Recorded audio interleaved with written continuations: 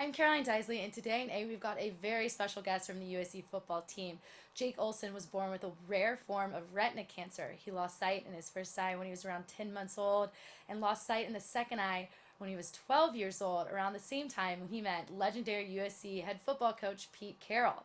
It was at this point that he became an honorary Trojan, and now here he is, 60 years later, a walk-on the USC football team. Jake, thanks so much for being here. Yeah, thank you for having me. So first, I just want to get to know you a little bit better. How's your adjustment been so far in your first semester of college? Well, definitely been different. First time being independent, living away from home, and so time management's definitely been a big thing. Just making sure you're prioritizing the things you need to, not falling behind on schoolwork, and then also being places when you need to be there. So it's been difficult. It's been a challenge, but at the same time, and things are very rewarding. And after a while, you just get in a groove with it, and it becomes an everyday routine. And then from then on, it's just what you do. It just becomes normal. Now, 6 years ago, you were an honorary Trojan, and now you've made it all the way to where you're walking onto the football team as USC's first blind long snapper. What does that honor mean to you?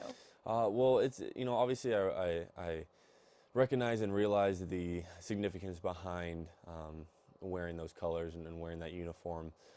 So in that sense, it's a sense of pride and a sense of appreciation just for the opportunity to do that and represent the Trojan family and represent just being part of the team. But it's an amazing feeling. Every day it's a blessing that I do not take for granted, and it really is just an awesome feeling. And at the same time, I'm out there to work, so just being able to show off what I can do and improve every day, being a better long snapper, it's an opportunity that I definitely never will take for granted. I think a reason why so many people are enthralled and amazed by your story is they hear it and they want to know, how does he do it? So I've got some videos and I want to know kind of what your process is like as you warm up and how do you do it? Well, you guys any long snapper, sighted or non-sighted, a lot of it is feel, and sure, some long snappers look, but any long snapper will tell you that they do feel how they snap the ball.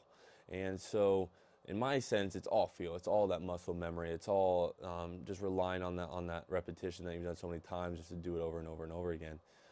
And so, it's not too difficult. The biggest thing is just making sure I'm mechanically doing what I'm supposed to, but also that the punter or the holder, make sure that they have aligned me correctly and that they are right behind me, because in that aspect, I could have a perfect snap, but if I'm not lined up, it's not going to go very well. And what's your relationship like with the team, since you kind of do have to have that reliance on your teammates? Well, luckily with the specialists, I'm with them every single day, and so practicing out there, we have built bonds and out there that they do become regular to just making sure that I'm lined up. And after a while, it does become second nature, and just, okay, this is he's lined up that way. Okay, this is where I'm at. Everything's good.